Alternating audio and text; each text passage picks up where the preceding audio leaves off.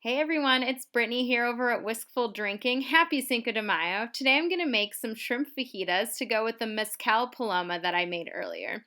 Here I'm going to chop up some peppers. I have a red and yellow pepper. You can use whatever kind of peppers you would like, red, yellow, orange, green. I prefer the red, yellow, and orange variety because they're a little sweeter, but you use whatever you would like. Just chop them up into thin slices and then set them aside in a bowl. You're going to need 2 peppers for this. We go chopping away. And then you'll have all these nice, beautiful peppers. Such nice colors. And then after you chop your peppers, you're going to want to chop 1 onion, 1 yellow onion. You can also use whatever type of onion you would like, red onion or white onion. I prefer yellow onions. I like the flavors when they cook in the oven. Just delicious. So you want to chop up the onion into thin slices as well to match the pepper.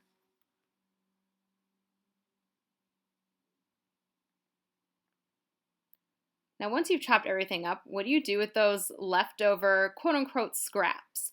I always like to save my scraps for my vegetables in a freezer bag and put it in the freezer to make vegetable stock later. I'll cover this in another episode, but I love doing that. It's a great way to reduce waste, a great way to save money, and also make your own vegetable stock, which I always do. I have probably 4 things of vegetable stock in my freezer. It's amazing.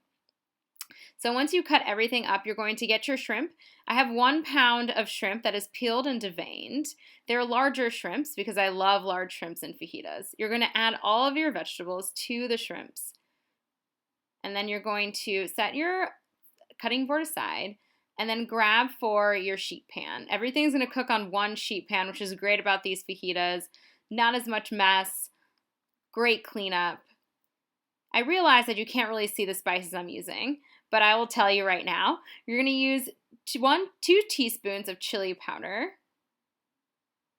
Just put it right into where the shrimp and vegetables are.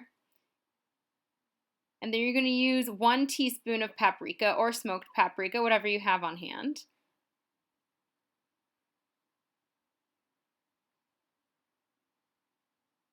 And then you're going to use half a teaspoon to 1 teaspoon of garlic powder. However much garlic powder you like. I really like garlic powder, so I'm going to add just under 1 teaspoon.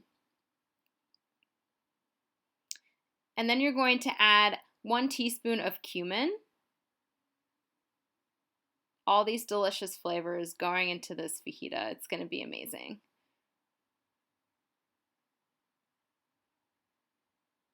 And then you're going to add a few turns of fresh cracked pepper. Fresh cracked pepper is much better than the already ground pepper. It gets a lot more flavor. Then I realized I forgot the salt and the oil. Those are 2 very important things. Always salt, always oil. We have kosher salt. We're going to add 1.5 teaspoons about of salt. Just measuring that with my hand. Or a chef's pinch of salt, if you will. And then my giant thing of Costco olive oil. Highly recommend. I use a lot of olive oil. You're going to use 2 tablespoons of olive oil. Put that straight into all of your mixture. And then you're going to mix it up with your hands. I know.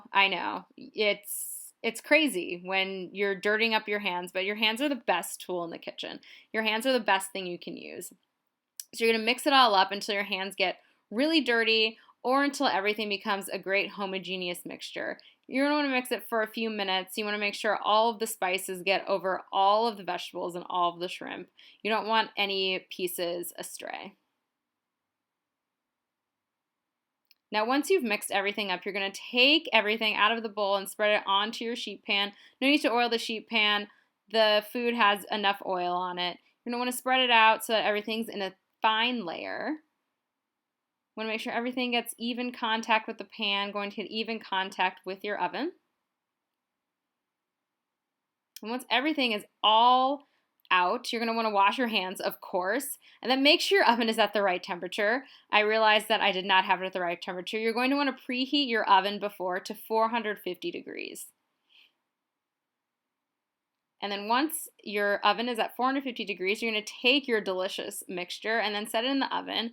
And then you're going to put it in the oven for 8 minutes.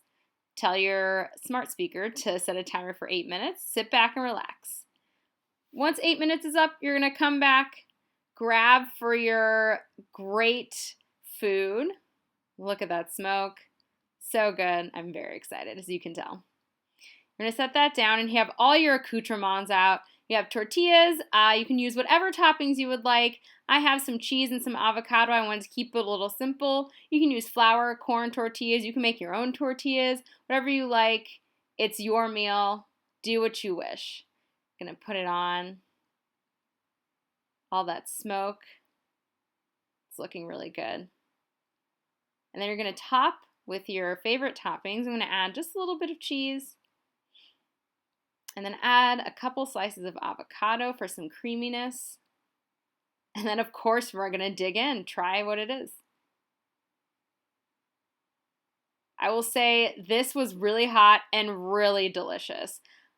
Just so good. A great way to spend Cinco de Mayo, eating this delicious food. The avocado is super creamy. The vegetables are crunchy. The onions are caramelized. The shrimp is spicy and delicious. And you can wash it all down with that paloma that you made earlier with the mezcal. Delicious.